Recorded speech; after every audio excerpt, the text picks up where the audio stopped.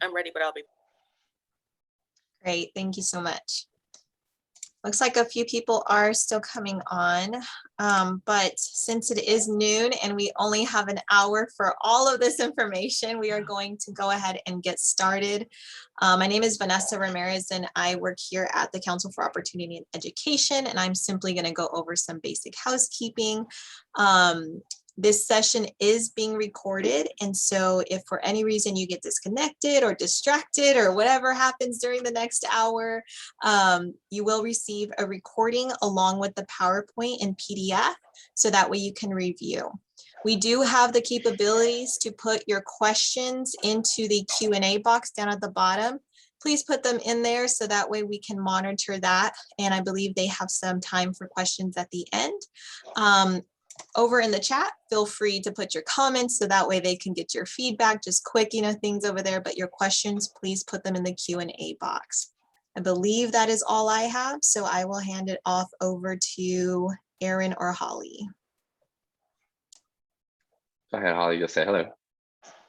Hi, I'm Holly Hexter from COE, and this is the third in a series of webinars that the International Access Committee of our board has sponsored.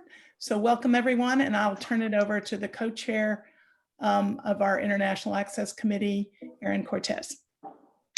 Hello, everyone, and good afternoon and good morning. It is a pleasure to be here with you on behalf of the International Access Committee.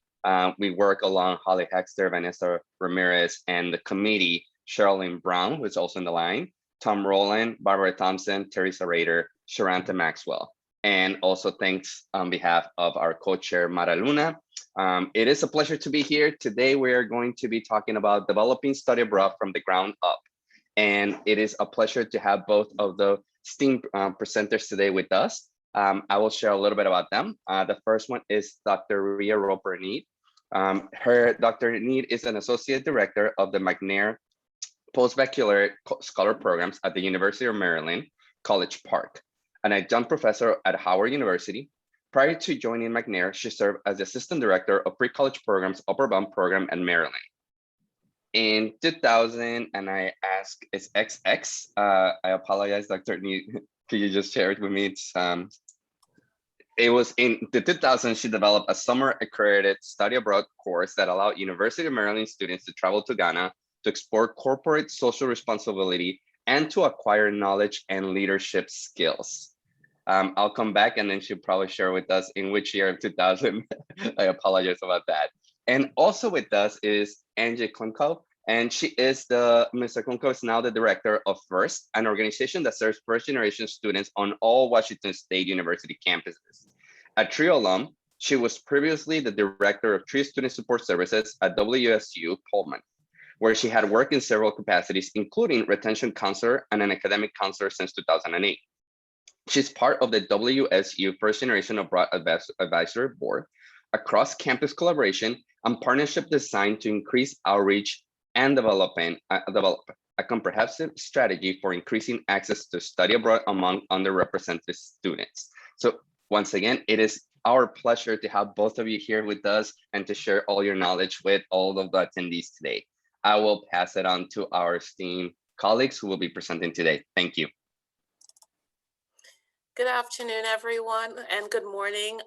Again, I'm Ria Roper-Need. I am here coming to you from the University of Maryland, College Park, and I am co-presenting with my colleague, so I will allow her to introduce herself, please. Yes, thank you, Dr. Roper-Need. I'm Angie Klimko, and I am very passionate about this topic. We instituted our first Gen Abroad in 2014. We traveled for the first time in 2015. So I'm excited to see, and the way we'll lay it out is Ria will be able to go over some of the structure, and then I will be presenting kind of how our piece works and how they gel together. So it's a great setup. So take it away. Thank you. All right. So to Aaron's point, yes, I have traveled to Ghana, West Africa on 5 occasions with my students. It has been a life-changing experience for the students, especially for those that are of the TRIO population. So you will hear a bit more about that because I just mentioned a little caveat in terms of taking students that are trio, and there are some that I've traveled with that are not. So the objective of our presentation today is to share with you some guidelines to establish and sustain education abroad programs for trio populations. Angie, again, will chime in many places because she certainly has a wealth of knowledge to share here. In terms of the learning outcomes, we've established two major outcomes. Once you leave here, we hope that we would have illustrated how to align the trio mission with the institutional mission, as well as how to explore, or the components that we need to explore as we're structuring our specific programs. What I will say is that when we're looking at institutional strategic initiatives, I think that really is what guides the institution in terms of what they hope to do.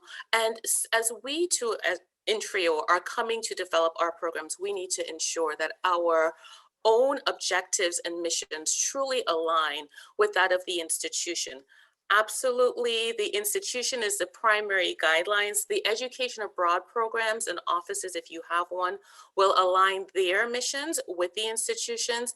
And therefore, in order for us to truly have an approved program, to ensure that we have institutional buy-in, funding, as well as administrative support, we need to ensure that our mission, the mission of our education abroad program, is aligned with that of the institution. I often say it needs to be very strategic. We need to be very intentional. The question that we need to ask is, what is important to the institution, and how do we align, or how does that institutional mission align with TRIO's objectives? We know the answer. In our community, we know that we focus on educational equity as a part of TRIO. That is the foundation of our programs. We look at access and resources, access to resources, as well as diversity, equity, and inclusion. What I've done here is essentially took some aspects of the University of Maryland's institutional mission statement and strategic plan to illustrate exactly some of the keywords that they are using, and to help us understand in the same way in which when we write our TRIO grants, we know to use the language of the grant, use the language of the institution. I will encourage us, as we are proposing our own education abroad programs, to demonstrate that our knowledge of the language and align our program proposals with that of the institution, right? What you're seeing here, just a few keywords: global engagement. We're seeing enhance the opportunities for learning outside of the classroom to prepare students to excel in an increasingly diverse workplace and global community to tackle the world's toughest challenges. So what we've done was to be very intentional to ensure that we are incorporating not only the language, but the programming itself, the itinerary, is reflective of some of the objectives and mission of the institution. Here's how we connect it, right? Be explicit, highlight that alignment. This is what TRIO brings. This is what the student support services programs bring, McNair brings. We, first and foremost, are focused on equity. We have a diverse population. We are bringing students from multiple majors. We have a targeted population, which means numbers. Numbers matter. So we're going to address that. We have what research speaks to as a trusted person or mentor, right? We have the program leaders in which relationships have been formulated. We're bringing diversity, but I want to stress, when we speak of diversity, let's think outside the box and not just a very conventional means of diversity, but look at a racial diversity, ethnic diversity, social economic status. Look at ableism. And as we're doing so, ensure that our itinerary is also reflective of and accommodates for all forms of diversity. We're shifting to part 2 now. We're going to explore some of the key components of the program as you're developing it and key considerations. I'm speaking to my own community and my own family, and I'm not going to preach to the choir, but we have to understand our target population. While we know what our target population is, there's additional research and or potential barriers that can come about when we look at education abroad opportunities and access to education abroad opportunities as it relates to low income, first generation, and traditionally underserved populations. Finances, we understand that. Institutional factors, the scheduling, the amount of time students have within their 4-year plan, 4 to 6 year plan.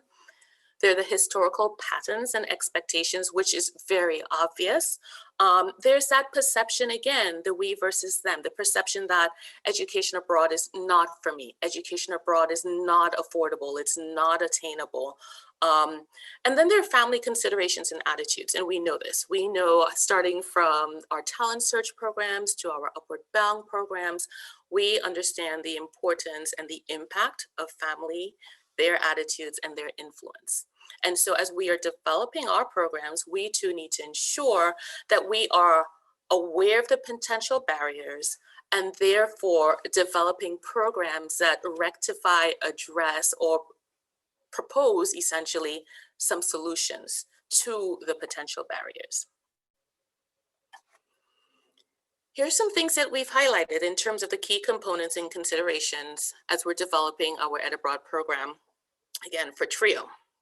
At the center is the major demographics and core demographics of our students, low income, first gen, traditionally underserved. But as you're developing your program, these are the things that we need to consider that may be very different from a program that's being developed for a traditional population. Is it short-term or long-term? Knowing that finances are key to our population. And so the determination of the length of the program truly impacts the cost. Again, that trusted person. Not only do the students need to trust us, but their family members have to trust us too. So it's very critical that we even consider accompanying our students as we are traveling abroad with them. I know we do at the University of Maryland. The location, region, and language. This speaks to not only the family concerns, but again, being very intentional and strategic. Are we truly presenting something that is unique to the institution where there will be buy-in, that they will certainly have a justification and a reason for accepting it because we are now a value-added entity in terms of where we decide to go. Another thing to ensure as we're looking at our programs and developing it, the big question is, how do we sustain these programs? So we'll talk about some of the components for sustainability.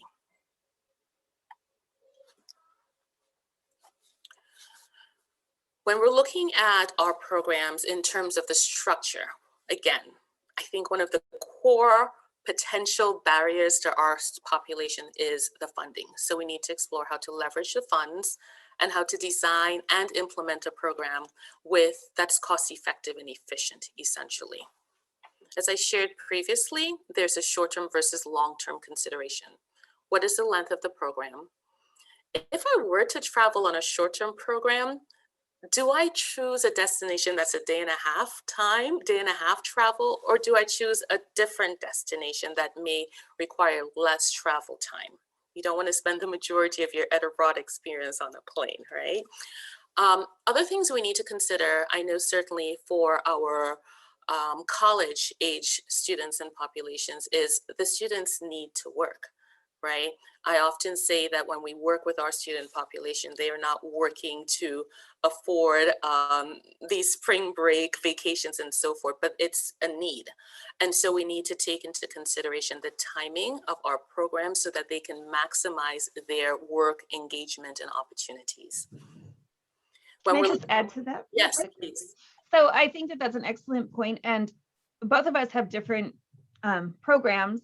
So ours is 5 weeks, and we try to set that as close to the end of the semester as possible for spring because we understand the need to work for our students. So we don't want to put it in the middle of a summer program where they're trying to work and then they leave and then they have to come back. So we're really cognizant of when the program is running so that it doesn't interfere with their work schedules. And being in the Northwest, we have a lot of seasonal and farm working. families and work that happens in the summer for our students. So to be able to know what type of work your students are doing as well is really important so that you are timing it well. So thank you so much, Ria. Thank you. Same with us. We select a time that's towards the end of the semester, whether it's a summer session, but it is towards the end, taking into consideration their internship opportunities and or job or other family responsibilities. Again, when we're thinking about the design of the program, the location, region, and country, again, diversity in region is great. Let's introduce to our institution as well as to our students what I will say a non-traditional region, a region in which students may not typically want to go to. That's very important. And that goes back to knowing what I call your competitive advantage. How is it that you are going to maximize your enrollment numbers? We do not want to identify programs or establish a program when the institution already has another 5 of them going at different points during the academic year. So what is your competitive advantage? And be very intentional in terms of when you decide to go. What are the existing programs? And the cultural and historical connection is really critical for our students. We have decided, again, we go to Ghana, West Africa, and looking at the demographics of our students, there are so many connections from a historical and cultural piece that the students will be more inclined and interested in visiting that destination.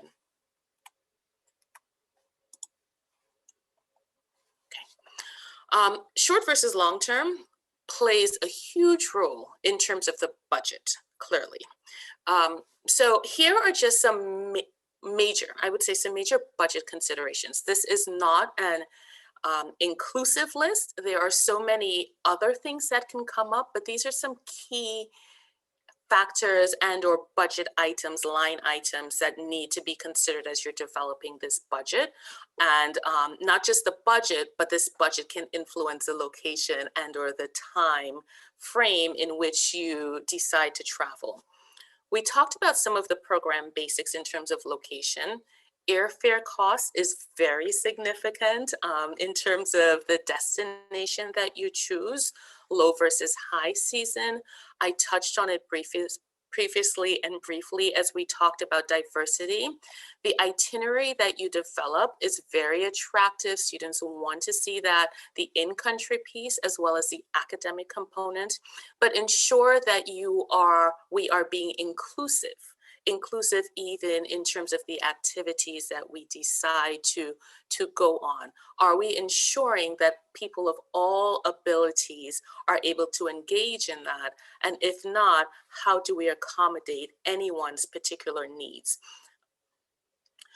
Transportation, do we do private? Do we do public transportation? The academics. We have to think about things that you may not think about traditionally. Do you do an informal class space? Or if we do choose to reserve and dedicate a space, know that there's a cost associated with that. Do you deliver some of the material prior to departure so that the reserved space is not, you don't need as many days in country?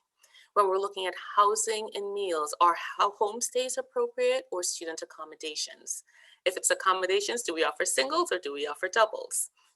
Meals, do we include all meals or just some? The cultural activities, again, are we going to do fee-based or are we going to do free? Considering the financial considerations, or taking into consideration the financial needs of our students. Various funding models, the money is there. I believe it's our responsibility to guide the students to access the money. There are times in which we need to advocate for them. What I will say, however, is that there are many programs that are focused on diversity and equity and trying to afford students, more students, greater access in education abroad. Here's just a few of them that we wish to highlight. Angie, I don't know if you wish to expand on any of these. Absolutely, and we'll talk about that. I love that you had put in there, depending on the service partner that you have that you're working with, the vendor, for a third-party vendor that will actually do a lot of this work on the background. CIEE has that scholarship. I know that some other providers also provide scholarships for first-generation students, so that's something to take into consideration when you're looking at a provider. And also something that we look into really with our funding is we have always had a Gilman winner, which is an amazing prestigious scholarship, which is wonderful. And you really need to take the time. There's 2 periods in which they can apply in the fall and again in the spring. So if they didn't get it in the fall, they always have an opportunity to do it in the spring if it's a summer program. And we strongly advocate for that and really work with our students in our Distinguished Scholarship Office to make sure that they have a quality application and that that's what they're looking for. So we have a lot of people that have sat on those review committees and know what it should be going into those. So that's something that you should definitely tap into. As well as when we're talking about funding, we have a very unique situation, which I'll talk about here and when I get to my part, is really how do you provide the funding and what kind of relationship do you have with your financial aid office as well as the education abroad office. But understanding what their financial aid packages look like and what is available to them. Sometimes we've had to defer students till the next year because they didn't really have room in their package and they weren't able to secure the funding. But providing them a very detailed layout of what their financial aid package will look like so both themselves and their families can make that decision if this is the right time to be able to study abroad based on all the factors. So they are given all the information in order to make a decision for themselves. Thank you. What I would like to highlight, though, is that what we said previously in terms of ensuring that we understand the institutional objectives and mission. I know our Education Abroad office initially did not have as many opportunities, funding opportunities for students, but by advocating for the students and linking our mission and our program to the general mission of education abroad and the institution, they welcomed the opportunity to diversify their ed abroad experience. So essentially we're supporting their objective while they're also supporting the institutional's overarching objective. Can I add one more piece to that real quick? Sure. Just as far as before we get to those. Another thing is to tap into your foundation or development office. We've had many times that we have a fund set up for a gift fund for study abroad for first generation students. We have had some high level administrators, our senior leadership sponsor that. They will match the funds that are put into that on a giving day. So there's a lot of opportunities in order for you to collect money in order to sponsor students as well for them to be able to travel abroad. And tapping into your alumni as well during those events, especially if they're first generation or coming from TRIO alumni, they will want to give to those students that are wanting to go. So always think of working with your foundation or development office as well to run things such as that. All right, thank you. So again, just to touch on, again, we were touching on the funding aspect of developing the program and structuring it. We also shared that it's very important for us to recognize and acknowledge the role that we play as TRIO directors, faculty, and staff. And so having that trusted faculty and staff mentor is very important to ensure that we are able to communicate with their families as well as with the students to travel abroad. Many of our students have not. I know I've traveled with these students and they haven't left the state.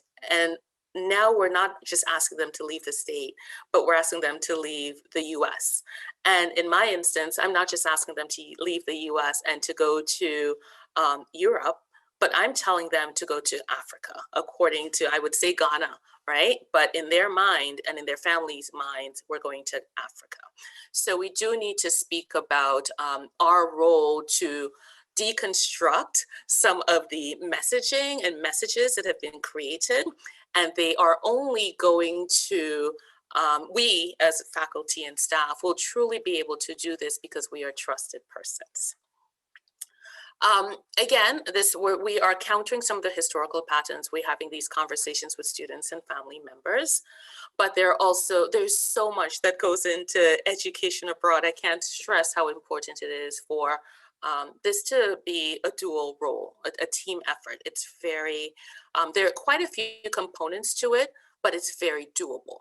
Right? Here's just some of the roles and responsibilities that we've established as we are thinking about how we establish the program, And again, pre-departure. The roles and responsibilities pre-departure are very different from in-country, but we're only addressing at this point in time some of the in-country, some of the pre-departure roles and responsibilities. Again, acknowledging our role. Identifying a service provider. This goes back to whether we're doing a short term and a long term. Many of us may have connections in our destination country.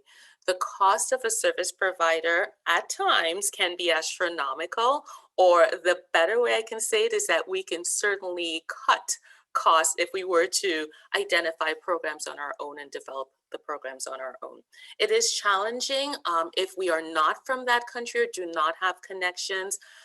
But that is a conversation that needs to have, but that is something that needs to be explored. And that is something that the faculty member will, or staff person certainly will have to explore. You have to establish relationships and partnerships. We are partnering with a country. We are partnering with an institution.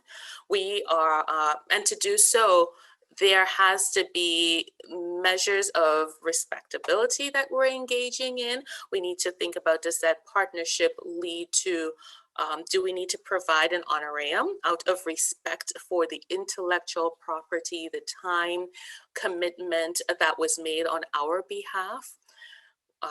The service projects, I always ensure that we are engaged in a service project. We have recently established a community, a village in which we intend on going back on multiple occasions so that the work that we're doing truly is sustainable in nature. You'll hear that term very often. We are developing a course. That's the role of the faculty or the director of the program. Develop a course, determine whether it's an in-person or hybrid course. We need to understand what the institutional time frame is to propose a course and to get it approved. So there's quite a bit that goes into the course development piece. Again, the Education Abroad Office can certainly help you, but we can take our own initiatives too in terms of identifying course development protocol. We talked about funding previously, and the other thing we'll talk about is the development of marketing materials. We understand the demographics of the students that we're taking. We need to ensure that the marketing materials also reflect the demographics of our population.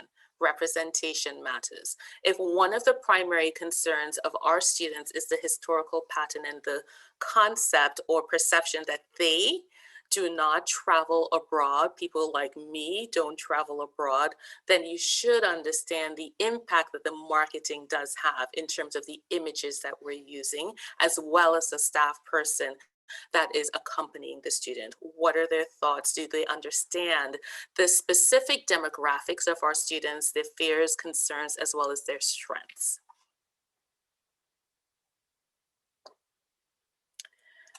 As we're, again, it's great to have this, to develop the program. We now need to ensure that these programs are sustained. How do we sustain them? We're looking at pieces of the course itself, the interdisciplinary course and cross-campus partnerships and marketing. All I can say is numbers matter. There are times when you may have too little enrollment and the course cannot run. It's not feasible for the institution, for the Education Abroad Office, for you yourself in terms of the time commitment that goes into developing a course. So the numbers matter. Here are just a few aspects or criteria that you can think about as you're developing the course and how you wish to structure it. Are you ensure that the course is interdisciplinary? I think that is one way in which you can ensure that you are allowing greater access to students, not into greater access as it relates to the discipline, the fields of study, and the students that can enroll. What's the GPA minimum? Are you going to have a really high GPA minimum? Because you already know we're excluding a certain group of students. Their class standing, senior, juniors, or seniors, or freshmen. Right? Freshmen have never been away from home. Now we're taking them out of the country. So major considerations, as well as the field of study. we've been able to develop a course in which it truly can impact multiple majors, and multiple majors can benefit from the instruction and information and knowledge skills that will be acquired. So that's one piece that we should be taking into consideration as we're developing the course. Also contextualize it. Contextualize it in terms of this universal good, the universal standards and principles. Include some aspects of what the United Nations says in terms of sustainable development and or the UN Global Compact. That truly does include and allude to the interdisciplinary nature of our course. Think about the cross-listing piece. Cross-listing meaning that it is getting credit, or students can get credit from multiple departments. That's one way in which you can ensure more students will be attracted to your course, because it's not just, I'll use the word wasted. It's not just wasted credits, but it's credits that will lead to graduation. They will graduate on time by taking this course. Can I interrupt for a moment? Just on this topic is really important, and I love everything that you have mentioned. Our program is the same thing at Washington State University. It is open to all disciplines, all academic majors, and all years. So they could be freshmen to a super senior that is just graduating and needs the remaining 6 credits. We do 6 credits, 3 credits each for 2 classes, and they count for what we call our U core, so our general requirements, if they have not received those. But it also counts for upper division credits for our seniors that need the remaining upper division credits, which is really important to take into consideration when she was talking, about the interdisciplinary courses as well as cross-listed. So is it benefiting all students? So it's not just extra. So many of our students say, well, I can't do that because it's extra. It's just a extra credit. It's not really going towards my major. So we're really intentional on the courses that they're taking in order to meet the needs of the students, whether they're getting their general education credits or if they are graduating seniors that need those upper division credits. So it's really important to take into account as well. Thank you, Angie. Other points for consideration as we are developing these courses. Are we going to have an open or a closed course? Is it just for our programs? Are they program specific, TRIO participants? Are we opening it up to the institution? Are we opening it up nationwide? I know we've been able to invite students from all over the country to join us for our programs, and they have. I've taken students from so many other institutions to our program and know that that certainly helps increase our numbers. Again, identify other programs that service students of similar demographics. If your focus is first generation students, identify the programs that service those students. If that is truly our core objective, you have areas in which you can maximize your numbers and areas in which you can market your program. Marketing and resources, like we just said, where are you going to market the program? How are you going to let others know what you are doing? Are we using just on and or are we also using off-campus sites? What are our partner institutions? Those informational sessions are very important. And again, knowing that our student demographics, the importance of their family members, whether they're in college or not, they're never too old to have their family input in the decisions that they're making. And so it's important for us to develop relationships with the family members. I have spoken to more parents as it relates to education abroad initiatives to anything else that I've done at the university. Ensure that the images that we use are truly diverse, and also ensure that we're using multiple forms of communication as we're doing the marketing. When we speak of the diversity in curriculum, I think that is really central to our course too. Ensure that the reading materials speak to the diversity of our region or just diversity in general. Ensure that we are using various cultures and or places and examples into our work. The authors, ensure that they are coming from the reflective of the work that we're doing, but ensure that they truly do incorporate some measure of diversity. The guest lectures, I've done guest lectures and invited faculty and staff from other institutions across the country. Pre-COVID, believe it or not, I was doing virtual meetings with faculty and staff and having them guest lecture. So in sum, here are just some things to be mindful of as we developed our program, and maybe you'll take some of these into consideration too. The stakeholders are key. Who are your key stakeholders? The institution, the campus partners for cross-campus collaborations, the students, as well as their families. So many other stakeholders. This is, again, not an exhaustive list. Understand the barriers of our student population. Design a program that is based on diversity. Know that our role as directors and faculty and staff is to leverage, petition, and advocate for our students and for funding, and try our best to develop sustainable programs. I'm going to pause here. I'm going to turn it over to Angie, and then we are open for questions.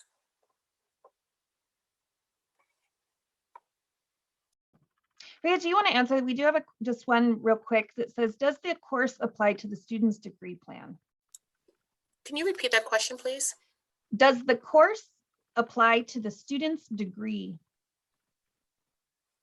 Yes, it does. And again, what we have at our institution is called general education courses. So it can fall into one of the required general education courses, but through our partnerships with other departments across campus collaborations, I was able to get the course listed in other departments. So they can either get general ed or their department specific credit for it. The institution will use the department course coding. So as the students apply, they will get the credit for their specific discipline. One thing I didn't share, just be mindful of the topic of your course. Knock on the doors for these various departments to ensure that it's cross-listed. Yes, and just to add to that, we work with our transfer clearinghouse to make sure that those are cross-listed and what that looks like. So certain academic disciplines will accept that as part of their degree, others will not. So then it will be added as the additional credits, which is an elective credit towards their 120 towards graduation. But again, like we said, we offer it as an upper division for both courses so that it's around, it hits every student that could ever need it. So it's either a general education or a upper division elective. So, Rhea, do you want to stop sharing for a moment and I will go back to here?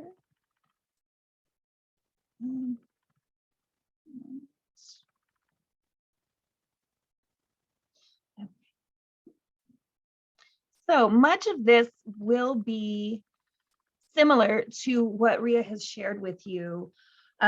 Ours was established, as I said, in 2014. And I just want to give you kind of a background real quick. I know that we were kind of on time, but please be asking questions. This really kind of summarizes why we do what we do. And I just want to make sure that I have the optimization and share sound. So here we go real quick.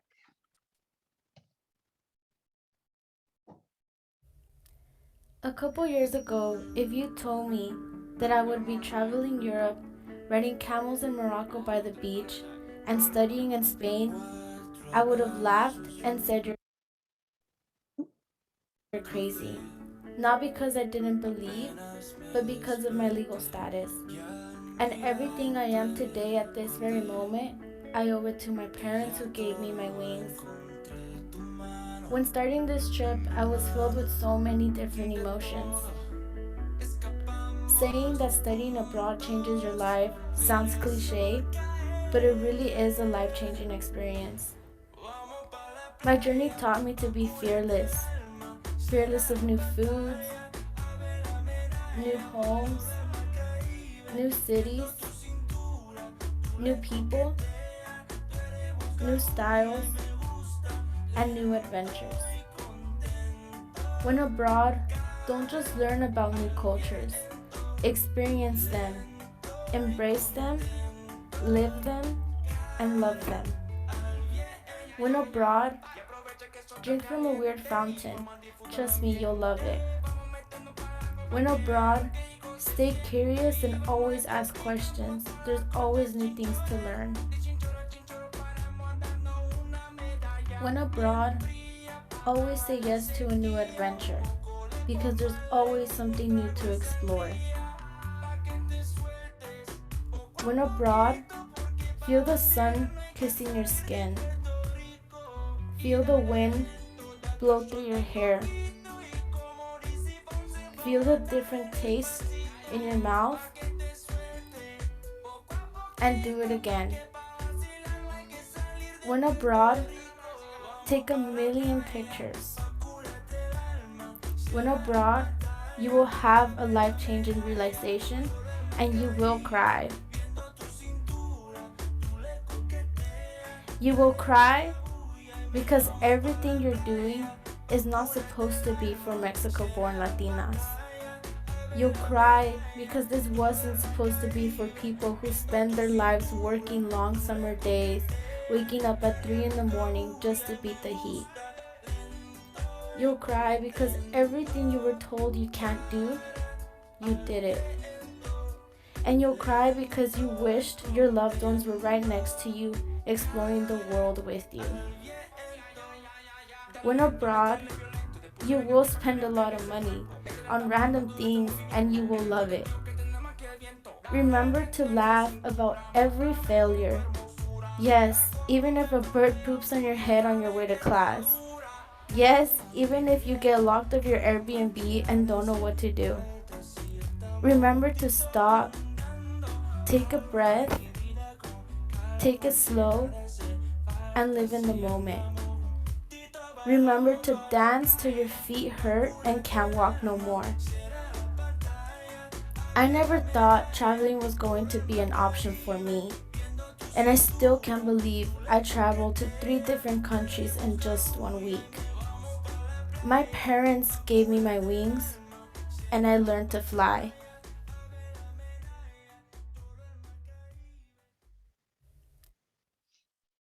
So not only do we have that amazing video, Jackie just graduated and she epitomizes what the program was about and why we started it. And that wasn't just a random video. That was something that it was an assignment in one of our classes, our communication and global competence class.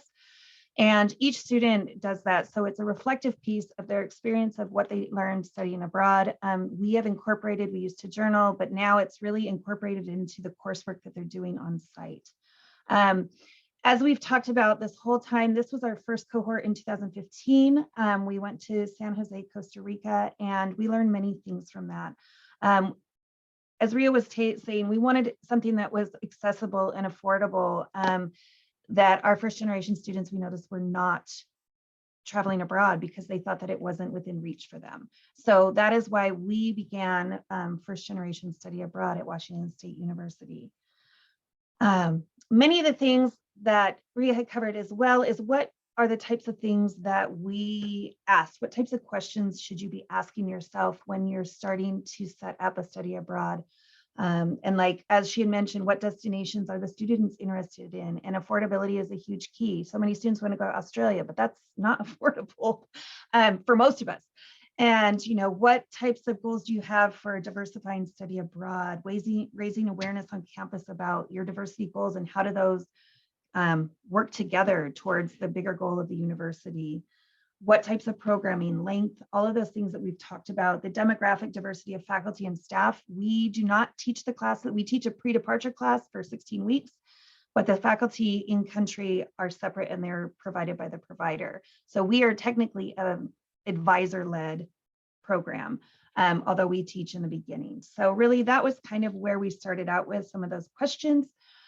This will be shared with you. I'll make sure that Holly has these out to you, but also, as we know in the TRIO world, developing a logic model is something that we are all aware of and need to do for our grant writing.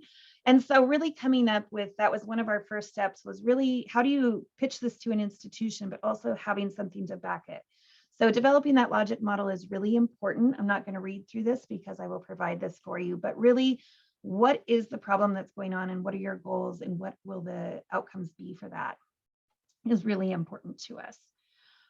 This infographic kind of lays out what our pre-departure activities are, as well as what happens when we are in country on site, and then what happens when we re-enter the students. When they're coming back, that's a really important piece to incorporate, is how are they coming back from their education abroad experience, and how do you debrief that? How are they, coming back into the United States, and how has that changed them?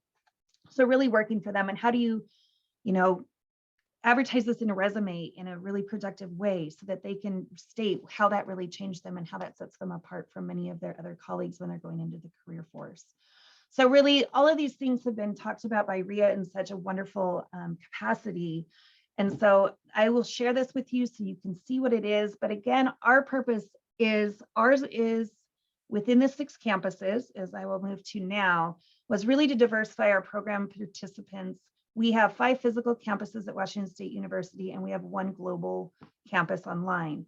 So for the first few years, we really focused on our main campus, which has the most students, but we really realized that that wasn't being inclusive. And so we really needed to open it to all of our campuses, to outreach to them intentionally, going to their campuses, doing the study abroad fairs, making sure that they're aware that this program exists for all students across our WSU system, which is now what I oversee, is how do we engage our first generation students in high impact practices across the 6 campuses and across the system. So that was really important, that we will take any first generation student from across the system at any academic level, as I said. And that's the great thing. So this kind of speaks to what we have for our breakdown of students. So far, we began this program in 2014, first traveled in 2015. Obviously, we had to cancel 2020 due to COVID, and we did not run this summer as well, still due to COVID, but we are planning to run in 2022. So you can see that really the ethnicity of our students, really only 14% of our students that have traveled are white. So the majority of our students that go on first generation study abroad are our students of color, which is really important to take into consideration. We do have first year students that study with us, but the majority of them are sophomore, juniors, and seniors. And we have typical age students, college age students. We've only had a few that were what we might consider non-traditional. Majority of them are women that are studying abroad. And we do track all this data very thoroughly. So we track if they've participated in another study abroad experience, which 6 of our participants have. One, in fact, is so famous. He traveled to every continent during his undergrad and is doing phenomenal things across the world. We also have a global leadership certificate. So we track who has received that. So that's additionally what they're doing in addition to their study abroad experience, is really how do they continue that movement of becoming a global citizen. 89% are Pell eligible. 8 of them have received Gilman scholarships, and that's every year we've run the program. We've had at least 1 and sometimes multiple during the years. We also track retention and graduation for all of our students that are studying abroad. Outside of our trio numbers, these are our study abroad participants. So we're at a 94, almost 95% retention rate, and a 98.8 graduation rate for the students that have studied abroad with our program. And we've found that it hasn't added time to degree. Their average time to complete their degree is 4 years, which is pretty outstanding. We do have some super seniors, but in general, it's about 4 years. So these are the locations. We went to San Jose, we've been to Rome and Sevilla. If you can see the numbers, they're actually pretty high. In 2020, when we canceled, we had 27. So I know Ria had talked about that, taking in consideration how many students can go. For some of our programs, we can have a maximum of 30. But a lot of programs within our institution in our education abroad do not run because they don't have the numbers. We have been so fortunate that we have always made our numbers and exceeded them. So that's one way to reduce cost with a provider, is the more students you have, it will lower the price of the program. So we usually set the bar pretty much in the middle of the cost point and set it for about 15 students each cohort. And we've exceeded that every year. So that's pretty amazing. I'm going to skip over that for the sake of time. Again, talking about building partnerships, certain questions you should be asking. Again, the representation of the professional staff. Who are the stakeholders at your institution? And how does that, work into your diversity and inclusion goals at your institution? And how do you get senior leadership buy-in for a program like this? So lots of this. Cross collaboration is really important. We have created a working group, which allows our program to formalize our diversity and inclusion efforts. So we have representation from all of our campuses. We collaborate with our TRIO, other federal programs, our College Success Foundation, if you have foster youth programs, and anything that has programs or scholarships related to first generation or low income populations. We also invite our partners to have expertise in the following areas. So mental health and crisis management. If you've ever traveled with students, you will run into this. You'll have lots of one-on-ones with students that are going through a variety of crises being abroad. So a lot of homesickness. Sometimes you have mental health issues with them not taking medication. So all these things you really need to have your, risk and liability laid in place. Like what are the risks and, how are you going to overcome those? So having expertise in that, we require mental health first aid for all of our traveling advisors, but also that cultural awareness, race issues, bias. How are we keeping our students safe? Our locations, we need to ensure that that is first and foremost the safety of our students. And how will you deal with that if they come across something like that while they're in country? Again, the financial aid, instruction and curriculum development, recruitment, and travel experience is really great. So that you have someone that has some experience traveling, especially internationally, is really wonderful. So that we've had students get stuck and you need to know how to navigate that. So for our advisors, really, it's from beginning to end. So from the very beginning of the application process all the way to them returning back to the country and beyond. So helping them to find the financial aid, ordering a passport, visas. We talked about this. We had a student that had is a non-resident, and so a permanent resident, but her country of origin had a ban on it. So she was not able to travel. She needed visas, but for us, they need to go to San Francisco from Washington State and back. That is a big cost to students. So you really need to be aware of what students are traveling. So if they have a US passport, if they're holding a passport from a different country, you really need to be aware of that because it will take into account if they need a visa or not. And that takes time in itself, as well as additional money. So tracking that, really helping with flight reservations as well. How do they do right now? They're traveling in groups because they're a cohort. They're together for 16 weeks. They travel together, but we've done group rates as well, making sure that they're not getting the super cheap ones that are from multiple providers. We've had students that did that. It was super cheap, but they've also been stuck. If you miss a flight, it is not the responsibility of a different provider to move them forward in their flight plans. So really being aware of that. Our traveling advisors are required to teach the pre-departure class. It is a 1-credit class for 16 weeks, but it goes over, cultural expectations, how to be a global citizen, how are you going to budget while you're in country, and really setting those student expectations as we move forward as a group. Again, talking about the institutional goals, I'm really not going to go over this, but this breaks down, in some of the bolded language, how that is established with our institutional, Drive to 25 and our strategic plan. These are some of the groups. Like I said, I count how many affiliations they have by how we outreach to different groups. So we use the College Assistance Migrant Program, Smart Start, TRIO, First Scholars, College Success Foundation, lots of other programs. So we're tracking how many times they are affiliated with those groups, if it's just a one group or not, but that's important to us as well. Again, the preparing them to be ready to travel is really intensive. So we're very intentional about what we're teaching in the pre-departure class. The unique thing that I did want to cover, I know that we're running short on time, is our alternative billing schedule. This is something that was really unique to our program and that we had to bring to our education abroad, plus our financial aid and student accounts office. How could we make this more obtainable for students? Many programs will, like in spring semester, run a semester, will require your spring tuition. And if you're doing a summer program, that's tacked on in spring as well. So you're paying basically 2 semesters worth of tuition in one. That's really hard for our students that are coming from limited income backgrounds.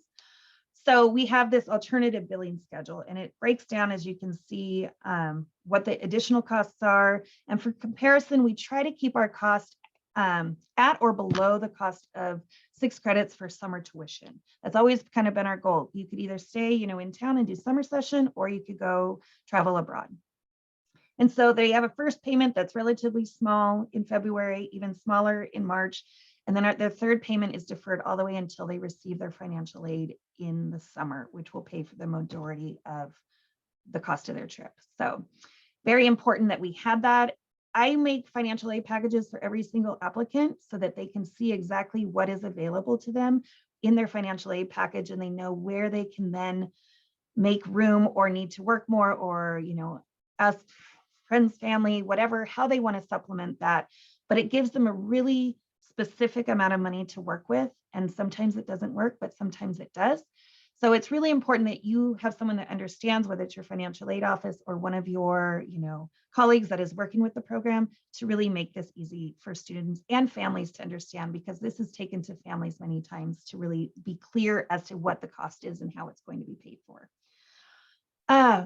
One of the benefits of our First Gen Abroad program is that we have built a toolkit that is available online for you to download. You can go to firstabroad.wsu.edu, and that will show you, you know, it's a downloadable PDF, and it will talk about different things, the matrices, you know, our learning outcomes, how do we do outreach, how do you get sample donation letters, the alternative billing schedule that we have, and what do we do on a week by week, you know, syllabus, what are the things that we're instructing, as well as really important is to do our pre and post surveys to really understand the impact that it's having on students. We can't just say, oh, you're right, they did education abroad. Well, what was the true outcome of that, so that we report to our institution the findings that we have, and we have, you know, long-term data to back up the success of our program. So this is where you can find more information on our program. And I know that we have a few minutes, so I would like to open it up to any questions that we have. So I'm going to stop sharing.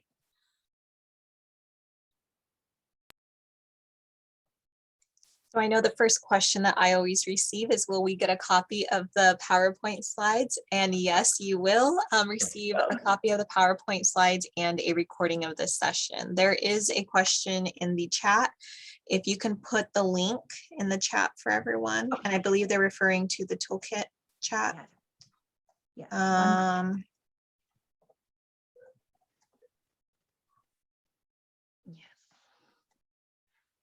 believe that is all I see so far. And I know that was a lot of information to digest. There was a question in the, sorry to interrupt, in the Q&A, but I don't know, it was a long time ago. Does the course apply to the student's degree plan? And it says that somebody was going to answer it live, but I don't know if they did. Yes, Angie went ahead and answered that question with Dr. Okay, Mead. Yes. sorry. Thank you, Mara. Wow, it's been quite a bit. It's amazing to hear all the work that you've been doing. I think there's a few things that come out of this thought, and hopefully for also participants. I also want to say that two of our committee members were also in the line, Barbara Thompson and Sharonton Maxwell. So thank you for them to also joining us. But you know, I think you were talking a lot about two components that like brought back to me a little bit more attention of the work that we do ourselves, right? And one of them was funding, right? And then the second one was partnerships abroad, right? And so it's in the first one, right? Like to open up a question and get us to engage in a couple more minutes. In the funding part of it, through the institution, how have you worked around with maybe the foundation to make sure, institutional foundation, right? To make sure that you are able to take a little bit of the weight of a lot of, you know, scholarship writing, you know, a lot of the weight of, you know, trying to save some pennies here and there, right? Because the reality is, if you're low income, you're not going to have a couple $1,000s just sitting in your bank account to take a flight somewhere, right? And mainly directly because I think some of the costs that is not associated to travel abroad directly within scholarships sometimes, or even some funds, is your travel to the departure site sometimes, right? If the departure with a vendor is from a main hub, right? And so like how they get into that main hub, right? Because depending on, right? So anyway, I'll stop there because, you know, otherwise my question is going to be humongous.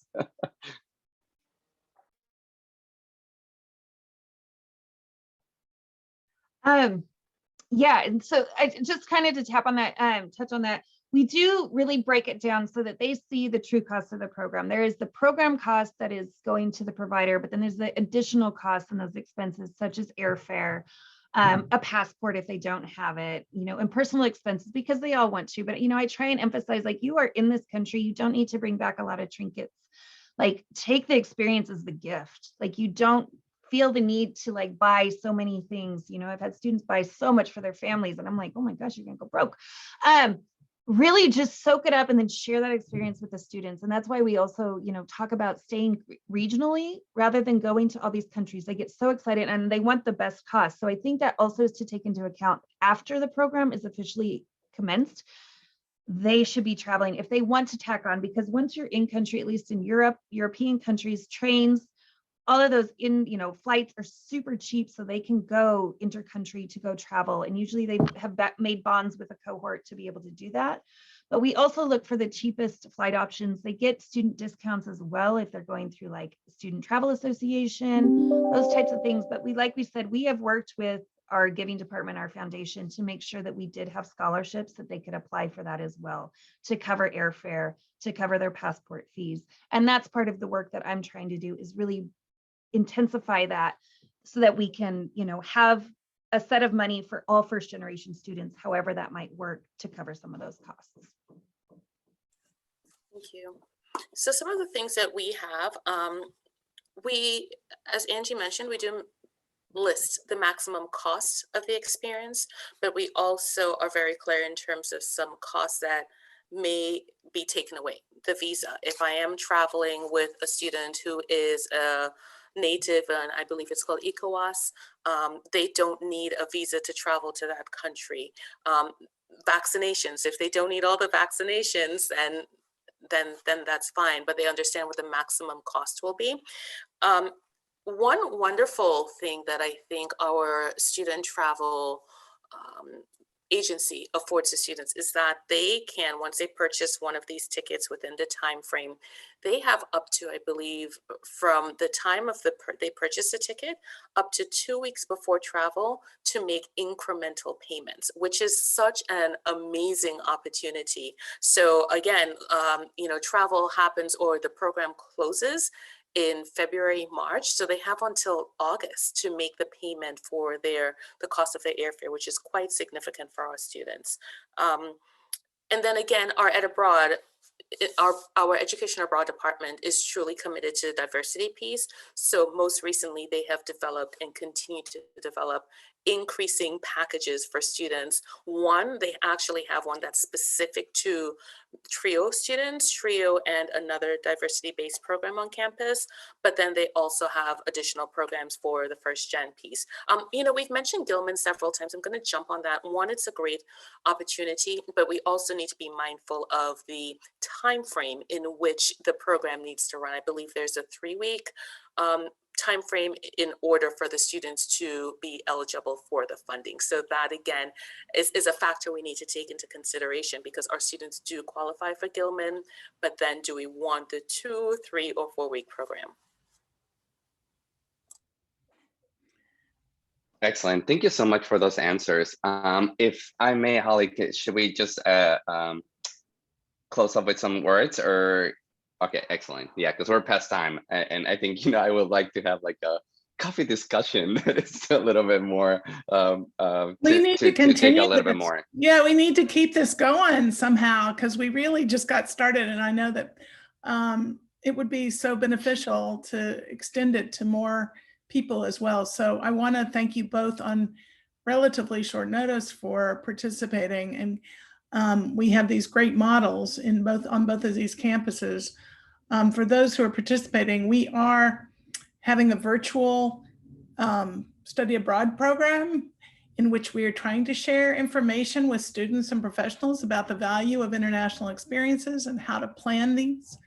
So with any luck, you can hear more of this, more information from both of these people, and also from our co-chairs, Erin and Mara, who have experience with study abroad as well. So please look on our website for that. I'll make sure, actually I should put that in the chat, but we do have to end this now. So Thank you, everyone. And thanks also to the members of the committee, Sherilyn and others, for being the impetus behind this session. Thank you, everyone. Take care. Thank you. Take Bye-bye. care. Bye, everyone. Thank you so much.